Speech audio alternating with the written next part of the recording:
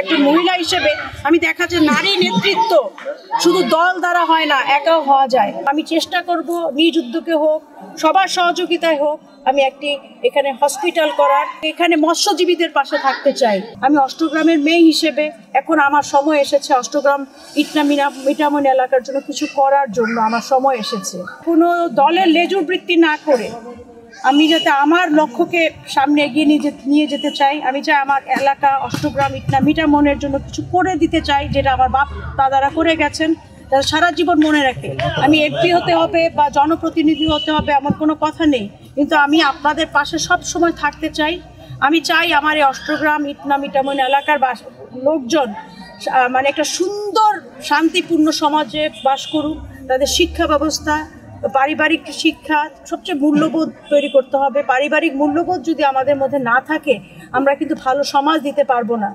সেই উদ্দেশ্যে আমার কাছে মনে হয় আমি অষ্টগ্রামের মেয়ে হিসেবে এখন আমার সময় এসেছে অষ্টগ্রাম ইটনা মিঠামইন এলাকার জন্য কিছু করার জন্য আমার সময় এসেছে। আর আমার কাছে মনে হয় কথা না বলে আমরা যদি কথার ফুলঝুরি কমিয়ে আমরা যদি কাজের ব্যক্তিটা বাড়িয়ে দেই, আমাদের এই এলাকা অনেক উন্নত হবে। আর আমার এই এলাকা অনেক সম্ভাবনাময় একটা এলাকা। এই এলাকার মানুষ অনেক সোজা, সহজ সরল একটা মানুষ, যাদেরকে পাশে নিয়ে আমি কাজগুলো করতে চাই।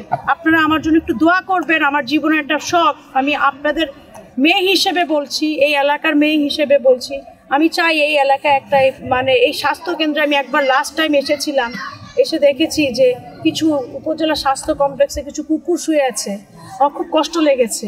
আমার কাছে মনে হয়েছে যে আমাদের এই অষ্টগ্রামের জন্য একটি হসপিটাল করা দরকার। আপনারা দোয়া করবেন। আমি এমপি পদপ্রার্থী হয়ে এসেছি, কিন্তু আমি এমপি হতে হবে এমন কোনো কথা নেই আমার, কিন্তু আমি চেষ্টা করব নিজ উদ্যোগে হোক, সবার সহযোগিতায় হোক, আমি একটি এখানে হসপিটাল করার, 50 শয্যা বিশিষ্ট একটি হসপিটাল আর একটি 5টি আইসিইউ বিশিষ্ট, এবং এখানে মৎস্যজীবীদের পাশে থাকতে চাই।